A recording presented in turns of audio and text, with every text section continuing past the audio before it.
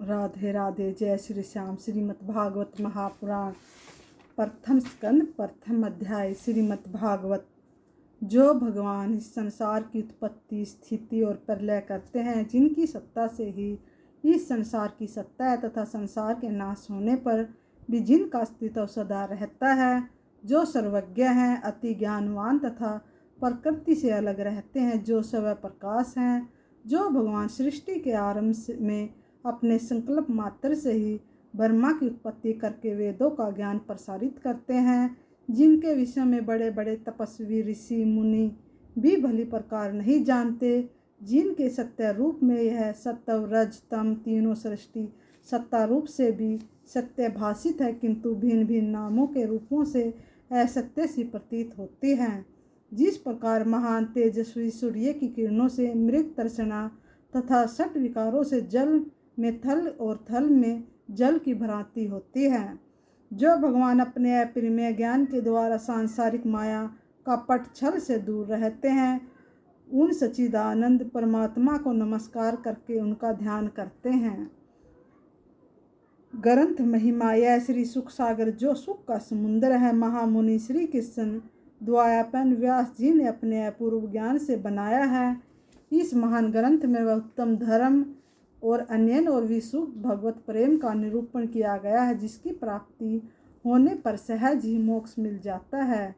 यह उत्तम महापुराण आध्यात्मिक, अधिदैविक और अधिभौतिक तीनों प्रकार के तापों का समूल से नष्ट कर परम भरम भगवान श्री कृष्णचंद्र की प्राप्ति कराता है।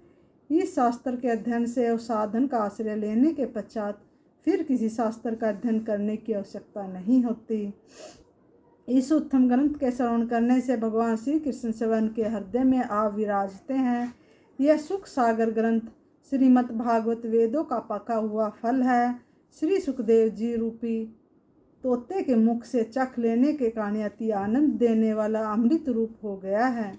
यह ऐसा फल है जिसमें सारहीन, छिलका, गुठली आदि कुछ भी नहीं है।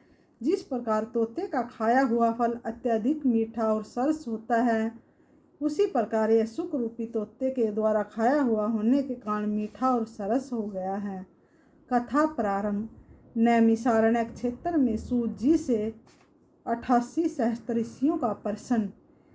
एक समय नैमिषारण्य पवित्र क्षेत्र में शौनकादिक ऋषियों ने भगवान की प्राप्ति हेतु सहस्त्रों वर्ष से पूर्ण होने वाले एक महान यज्ञ की दीक्षा ली।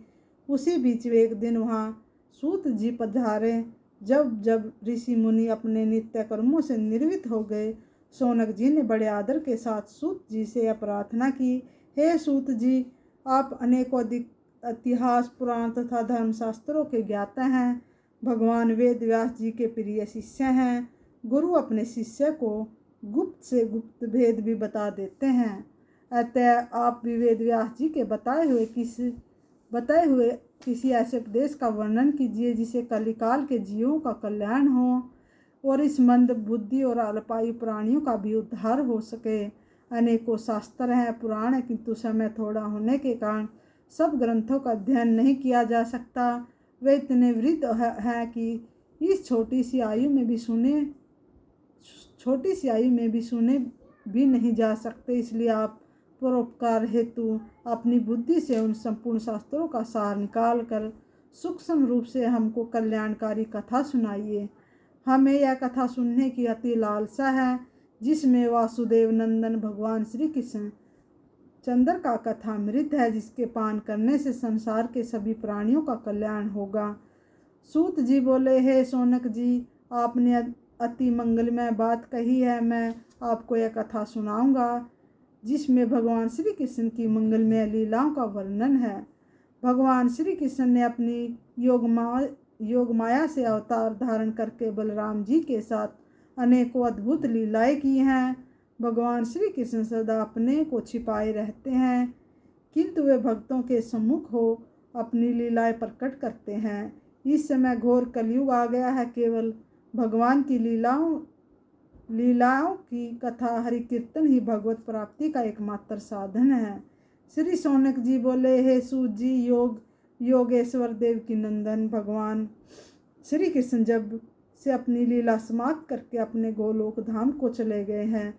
तब से यह घोर कलयुग भक्तों को अति पीड़ा देने लगा है।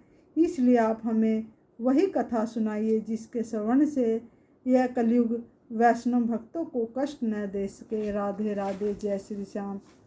श्रीमद् भागवत महापुराण प्रथम स्कंद समाप्त।